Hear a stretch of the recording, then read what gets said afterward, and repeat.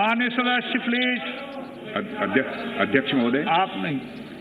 आज इस गरिमामयी सदन में मैं अपने सभी सम्मानित सदस्यों को लद्दाख की पूर्वी सीमाओं पर हाल में हुई गतिविधियों से अवगत कराने के लिए उपस्थित हुआ हूं।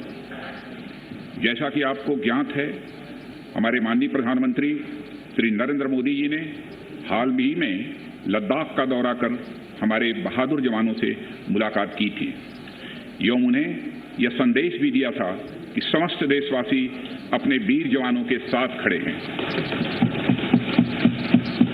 अध्यक्ष महोदय, मैंने भी लद्दाख जाकर अपने शूरवीरों के साथ कुछ समय बिताया है और मैं आपको यह बताना चाहता हूं कि मैंने उनके अदम्य साहस, शौर्य और पराक्रम को महसूस भी किया है।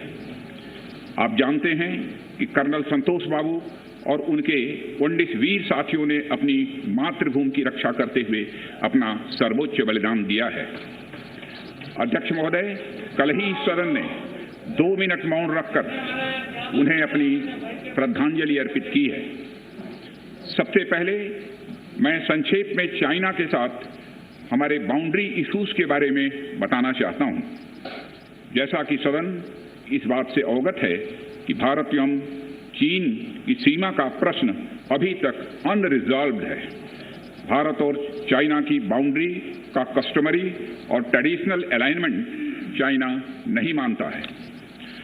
हम यह मानते हैं कि यह अलाइनमेंट वेल एस्टेब्लिश्ड भौगोलिक सिद्धांतों पर आधारित है, जिसकी पुष्टि न केवल ट्रीटीज और एग्रीमेंट द्वारा बल्कि हिस्टोरिक यूजेस के प्रैक्टिसेस द्वारा भी हुई है।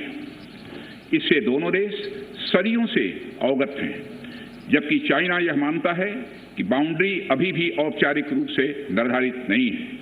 साथ ही चाइना यह भी मानता है कि हिस्टोरिकल ज्यूरिडिक्शन के आधार पर जो ट्रेडिशनल कस्टमरी लाइन है, उसके बारे में दोनों देशों की एक अलग अलग व्याख्या है। दोनों देश 1950 एवं 1960 के दशक में इस पर बातचीत कर रहे थे, परंतु इस पर म्यूचुअली एक्सेप्टेबल समाधान नहीं निकल पाया। जैसा कि यह सदन अच्छी तरह अवगत है कि चाइना भारत की लगभग 38,000 स्क्वायर किलोमीटर भूमि का अनधिकृत कब्जा लद्दाख में किए हुए है।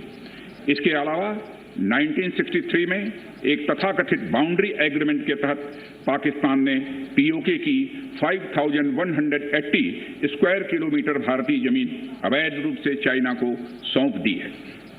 चाइना अरुणाचल प्रदेश की सीमा से लगे हुए लगभग 90,000 स्क्वायर किलोमीटर भारतीय क्षेत्र को भी अपना बताता है। अध्यक्ष महोदय, भारत तथा चाइना दोनों ने औपचारिक तौर पर यह माना है कि सीमा का प्रश्न एक जटिल मुद्दा है, जिसके समाधान के लिए पेशेंस की आवश्यकता है तथा इस इशू का फेयर, रीजनेबल और म्यूचुअली एक्सेप्टेबल समाधान शांतिपूर्ण बातचीत के द्वारा निकाला जाना चाहिए। अंतरिम रूप से दोनों पक्षों ने यह मान लिया है कि सीमा पर पीस और ट्रैंक्विलिटी बहाल रखना बाइलेटरल रिलेशंस को बढ़ाने के लिए यह अत्यंत आवश्यक है।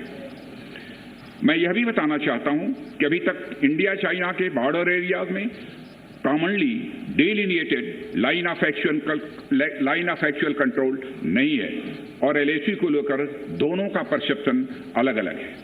इसलिए पीस और ट्रैंक्विलिटी बहाल रखने के लिए दोनों देशों के बीच कई तरह के एग्रीमेंट्स और प्रोटोकॉल्स भी हैं। इन समझौतों के तहत दोनों देशों ने यह माना है कि एलएसी पर पीस और ट्रैंक्विलिटी बहाल रखी जाएगी, जिस पर एलएसी की अपनी अपनी रेस्पेक्टिव पोजीशंस और बाउंड्री क्वेश्चन का कोई असर नहीं माना जाएगा। इस आधार पर वर्ष 1988 के बाद से दोनों देशों के बाइलेटरल रिलेशंस में काफी विकास हुआ था। भारत का मानना है कि बाइलेटरल रिलेशंस को विकसित किया जा सकता है तथा साथ ही साथ बाउंड्री मुद्दे के समाधान के बारे में भी चर्चा की जा सकती है, परंतु एलएसी पर पीस और ट्रैंक्विलिटी में किसी भी प्रकार की गंभीर स्थिति का बाइलेटरल रिलेशंस पर निश्चित रूप से असर पड़ेगा। अध्यक्ष महोदय, वर्ष 1993 और 1996 के समझौते में इस बात का जिक्र है कि एलएसी के पास दोनों देश अपनी सेनाओं की संख्या कम से कम रखेंगे। समझौते में यह भी है कि जब तक बाउंड्री इश्यूज का पूर्ण समाधान नहीं होता है तब तक एलएसी को स्ट्रिक्टली रेस्पेक्ट और एडहर किया जाएगा और उसका उल्लंघन किसी भी सूरत में नहीं किया जाएगा। इन समझौतों में भारत व चाइना एलएसी के क्लैरिफिकेशन द्वारा एक कॉमन अंडरस्टैंडिंग पर पहुंचने के लिए भी कमिटेड हुए थे। इसके आधार पर 1990 से 2003 तक दोनों देशों द्वारा एलएसी पर एक कॉमन अंडरस्टैंडिंग बनाने की कोशिश की गई, लेकिन इसके बाद चाइना ने इस कार्रवाई को आगे बढ़ाने पर सहमति नहीं जताई है। इसके कारण कई जगहों पर चाइना तथा भारत के बीच एलएसी परसेप्शंस में ओवरलैप है। इन क्षेत्रों में तथा बॉर्डर के कुछ अन्य इलाकों में दूसरे समझौतों के आधार पर दोनों की सेनाएं फेस ऑफ आज की स्थिति का समाधान निकालती हैं, जिससे कि शांति कायम हो। इससे पहले कि मैं सदन को वर्तमान स्थिति के बारे में बताऊं, अध्यक्ष महोदय, मैं यह बताना चाहता हूं कि सरकार की विभिन्न इंटेलिजेंस एजेंसीज के बीच कोऑर्डिनेशन का एक इलेबोरेट और टाइम टेस्टेड मैकेनिज्म है, जिसमें सेंट्रल आर्म पुलिस फोर्सेस और तीनों हमारी आर्म्ड फोर्सेस की इंटेलिजेंस एजेंसीज भी शामिल हैं। टेक्निकल और ह्यूमन इंटेलिजेंस को लगातार कोऑर्डिनेटेड तरीके से इकट्ठा किया जाता है तथा आर्म फोर्सेस से उनके डिसीजन मेकिंग के लिए भी शेयर किया जाता है। अध्यक्ष महोदय, अब मैं सदन को इस साल की उत्पन्न परिस्थितियों से अवगत कराना चाहता हूं।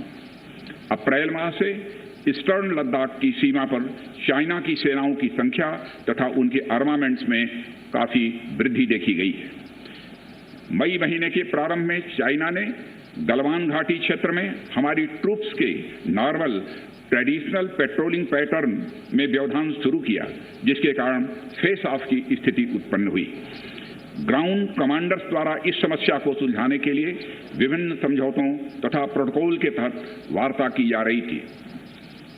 इसी बीच मई महीने के मध्य में चाइना द्वारा वेस्टर्न सेक्टर में कई स्थानों पर एलएसी पर ट्रांसग्रेशन करने की कोशिश की गई।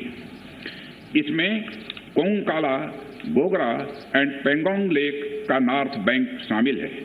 इन कोशिशों को हमारी सेनाओं ने समय पर देख लिया तथा उसके लिए आवश्यक जवाबी कार्रवाई भी की है। अध्यक्ष महोदय, हमने चाइना को डिप्लोमेटिक तथा मिलिट्री चैनल्स के माध्यम से यह अवगत करा दिया कि इस प्रकार की गतिविधियां स्टेटस को यूनिलेटरली बदलने का प्रयास है और यह भी साफ कर दिया गया कि ये प्रयास हमें किसी भी सूरत में मंजूर नहीं है। अध्यक्ष महोदय, एलएसी के ऊपर फ्रिक्शन बढ़ता हुआ देखकर दोनों तरफ के सैन्य कमांडरों ने 6 जून 2020 को मीटिंग की तथा इस बात पर सहमत बनी कि रेसिप्रोकल एक्शंस के द्वारा डिसएंगेजमेंट किया जाए। दोनों पक्ष इस बात पर भी सहमत हुए कि एलएसी को माना जाएगा तथा कोई ऐसी कार्रवाई नहीं की जाएगी जिससे स्टेटस को बदले। किंतु इस सहमति के वायलेशन में चीन द्वारा एक वायलेंट फेस ऑफ की स्थिति 15 जून को गलवान में क्रिएट की गई। हमारे बहादुर सिपाहियों ने, हमारे बहादुर सेना के जवानों ने अपनी जान का बलिदान दिया और साथ ही चीनी पक्ष को भी भारी क्षति पहुंचाई है अध्यक्ष महोदय, और अपनी सीमा की सुरक्षा में वह कामयाब रहे। इस पूरी अवधि के दौरान हमारे बहादुर जवानों ने जहां संयम की जरूरत थी वहां संयम रखा तथा जहां शौर्य की जरूरत थी वहां शौर्य प्रदर्शित किया है। अध्यक्ष महोदय, मैं सदन से अध्यक्ष महोदय ये अनुरोध करता हूं कि हमारे दिलेर जवानों की वीरता एवं उनके बहादुरी की भूरी भूरी प्रशंसा की जानी चाहिए। हमारे बहादुर जवान अत्यंत मुश्किल परिस्थितियों में अपने अथक प्रयास से समस्त देशवासियों को सुरक्षित रख रहे हैं। एक ओर किसी को भी हमारे सीमा की सुरक्षा के प्रति हमारे डिटर्मिनेशन के बारे में संदेह नहीं होना चाहिए। वहीं भारत यह भी मानता है कि पड़ोसियों के साथ शांतिपूर्ण संबंधों के लिए आपसी सम्मान और आपसी सेंसिटिविटी भी आवश्यक है। क्योंकि हम मौजूदा स्थिति का डायलॉग के जरिए समाधान चाहते हैं और हमने चाइनीज साइड के साथ डिप्लोमेटिक और मिलिट्री एंगेजमेंट बनाए रखा है। इन डिस्कशंस में 3 की प्रिंसिपल्स हमारी अप्रोच को तय करते हैं।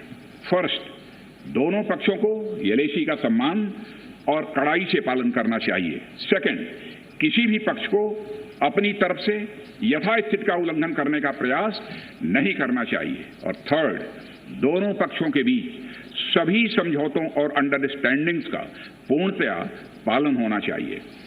चाइनीज साइड की यह पोजीशन है कि स्थिति को एक जिम्मेदार ढंग से हैंडल किया जाना चाहिए और द्विपक्षीय समझौतों एवं प्रोटोकॉल के अनुसार शांति एवं सद्भाव सुनिश्चित किया जाना चाहिए। वह भी यही कहते हैं।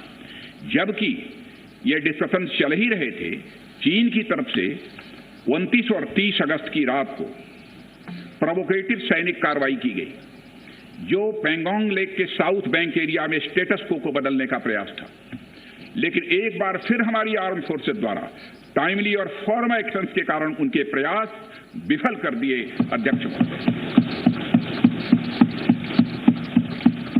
अध्यक्ष महोदय, जैसा कि उपर्युक्त घटनाक्रम से यह स्पष्ट है, चीन की कार्रवाई से हमारे विभिन्न द्विपक्षीय समझौतों के प्रति उसका डिसरिगार्ड पूरी तरह से दिखता है।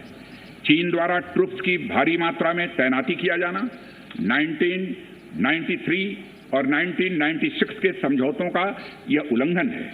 एलएसी का सम्मान करना और उसका कड़ाई से पालन किया जाना सीमा क्षेत्रों में शांति और सद्भाव का आधार है और इसे 1993 एवं 1996 के समझौते में स्पष्ट रूप से यह स्वीकार भी किया गया है। जबकि हमारी आर्म्ड फोर्सेस इसका पूरी तरह से पालन करती हैं। चाइनीज साइड की ओर से ऐसा नहीं हुआ है। उनकी कार्रवाई के कारण एलएसी के आसपास समय समय पर फेस ऑफ्स और फ्रिक्शंस भी पैदा हुए हैं। जैसा कि मैंने पहले भी उल्लेख किया, इन समझौतों में फेस ऑफ की स्थिति से निपटने के लिए विस्तृत प्रोसीजर्स और नॉर्म्स भी निर्धारित हैं।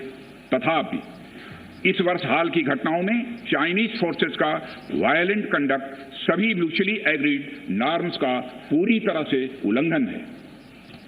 अभी की स्थिति के अनुसार चाइनीज साइड ने एलएसी और अंदरूनी क्षेत्रों में बड़ी संख्या में सैनिक टुकड़ियां और गोला बारूद मोबिलाइज किया हुआ है।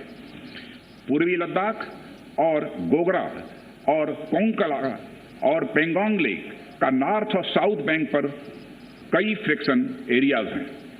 चीन की कार्रवाई के जवाब में हमारी आर्म्ड फोर्सेज ने भी इन क्षेत्रों में उपयुक्त काउंटर डिप्लॉयमेंट्स किए हैं अध्यक्ष महोदय, ताकि भारत के सिक्योरिटी इंटरेस्ट को पूरी तरह से सुरक्षित रखा जा सके।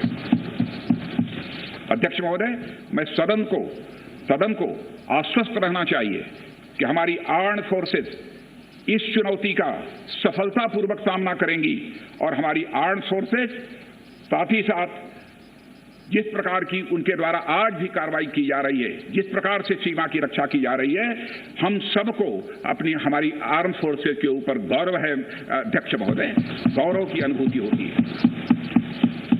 अभी जो स्थिति बनी हुई है उसमें सेंसिटिव ऑपरेशनल इश्यूज शामिल हैं।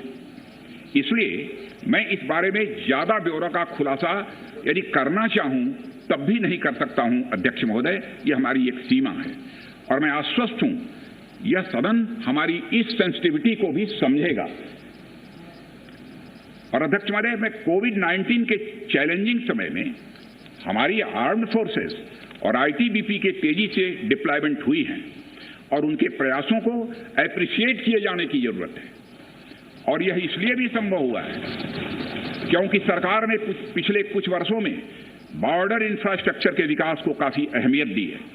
सदन को जानकारी है कि पिछले कई दशकों में चीन ने बड़े पैमाने पर इंफ्रास्ट्रक्चर एक्टिविटी शुरू की है, जिनसे बॉर्डर एरिया में उनकी डिप्लॉयमेंट क्षमता भी बढ़ी है।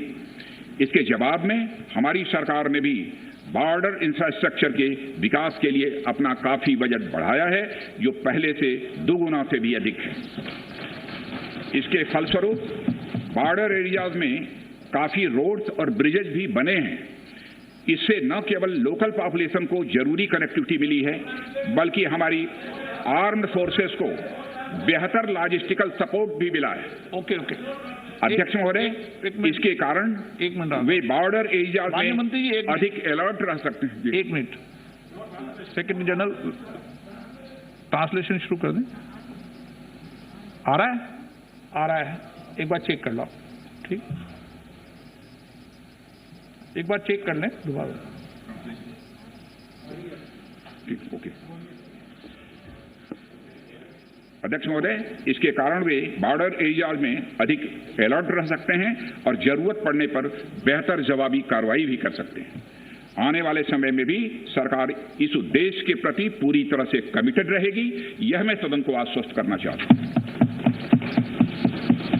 आदरणीय अध्यक्ष महोदय, मैं इस बात पर बल देना चाहूंगा कि भारत हमारे बॉर्डर एरियाज में मौजूदा मुद्दों का हल शांतिपूर्ण बातचीत और कंसल्टेशन के जरिए किए जाने के प्रति कमिटेड है। इस उद्देश्य को पाने के लिए मैं अपने चाइनीज काउंटर पार्ट से 4 सितंबर को मॉस्को में मिला और उनसे हमारी इन डेप्थ डिस्कशन भी हुई। मैंने स्पष्ट तरीके से हमारी चिंताओं को चीनी पक्ष के सामने रखा, जो उनकी बड़ी संख्या में ट्रूप्स की तैनाती और उनका एग्रेसिव बिहेवियर और यूनिलैटरल स्टेटस को बदलने की कोशिश से रिलेटेड था। मैंने यह भी स्पष्ट किया कि हम इस मुद्दे को शांतिपूर्ण ढंग से हल करना चाहते हैं और हम चाहते हैं कि चीनी पक्ष हमारे साथ मिलकर काम करे। वहीं हमने अध्यक्ष महोदय, यह भी स्पष्ट कर दिया कि हम भारत की सॉवरेनिटी और टेरिटोरियल इंटीग्रिटी की रक्षा के लिए पूरी तरह से डिटरमिन्ड हैं। इसके बाद मेरे कोलीग विदेश मंत्री श्री जयशंकर जी भी 10 सितंबर को मॉस्को में चाइनीज विदेश मंत्री से मिले। दोनों एक एग्रीमेंट पर पहुंचे कि यदि चाइनीज साइड द्वारा सिंसियरली और फेथफुली एग्रीमेंट को इंप्लीमेंट किया जाता है तो कंप्लीट डिसएंगेजमेंट प्राप्त किया जा सकता है और बॉर्डर एरिया में शांति स्थापित हो सकती है। अध्यक्ष महोदय, जैसा कि सभी सम्मानित सदस्यों को जानकारी है कि बीते समय में भी चीन के साथ हमारे बॉर्डर एरियाज में लंबे स्टैंड ऑफ्स की स्थिति यह कई बार बनी है, जिसका शांतिपूर्ण तरीके से समाधान भी किया गया था। हालांकि इस वर्ष की स्थिति, चाहे वो ट्रूप्स की स्केल ऑफ इन्वॉल्वमेंट हो या फ्रिक्शन पॉइंट्स की संख्या हो, वह पहले से बहुत अलग है। फिर भी हम मौजूदा स्थिति के शांतिपूर्ण समाधान के लिए पूरी तरह से कमिटेड हैं। इसके साथ साथ मैं सदन को आश्वस्त करना चाहता हूं कि हम सभी परिस्थितियों से निपटने के लिए भी तैयार हैं।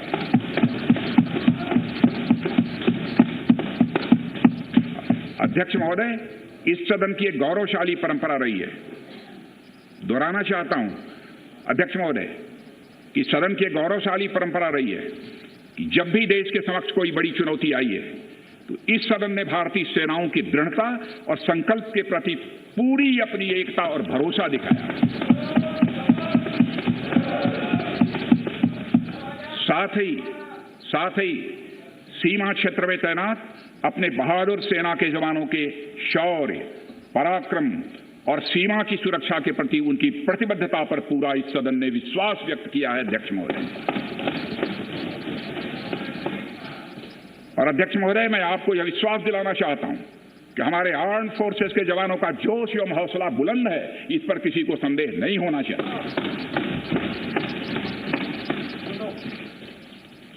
माननीय प्रधानमंत्री जी के बहादुर जवानों के बीच जाने के बाद हमारे कमांडर तथा जवानों में यह संदेश गया है कि देश के 130 करोड़ आदिवासी जवानों के साथ खड़े हैं।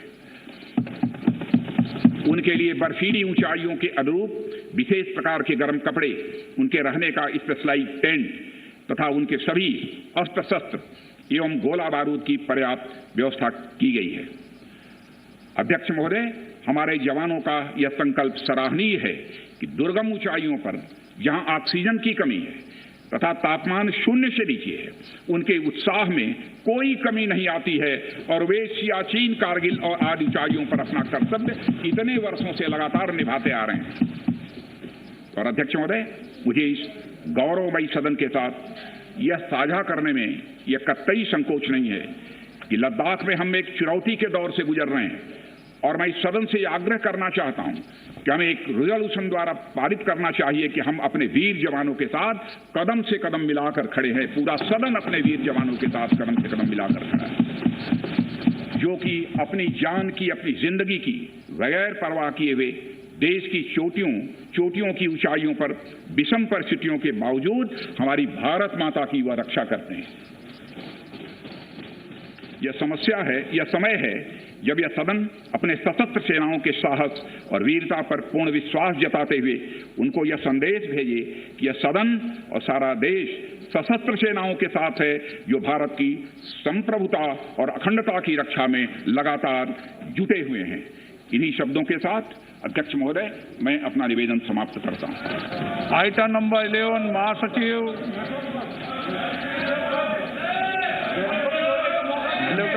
महासचिव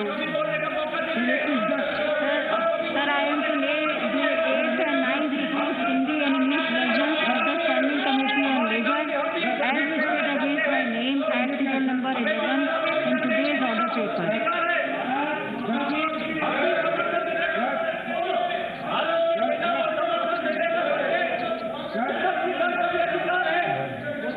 आइटम नंबर 13 से अनुराग सिंह।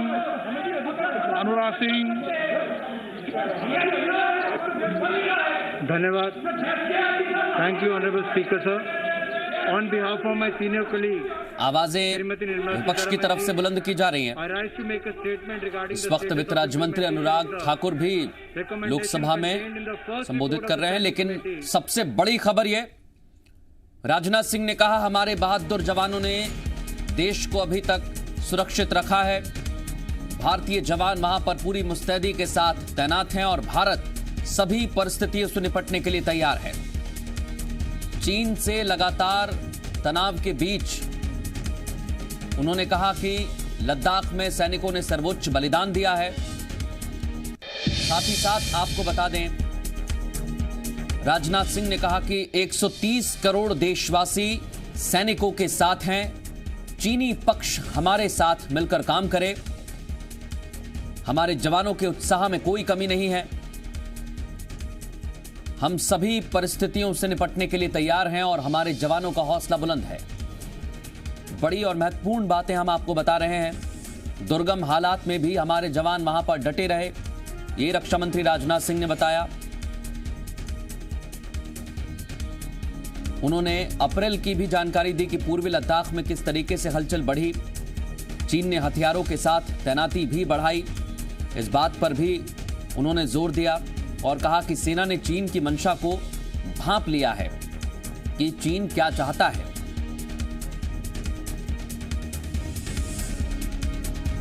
और चीन जिस तरीके से चाल चल रहा है, ये भारत को बिल्कुल भी मंजूर नहीं है।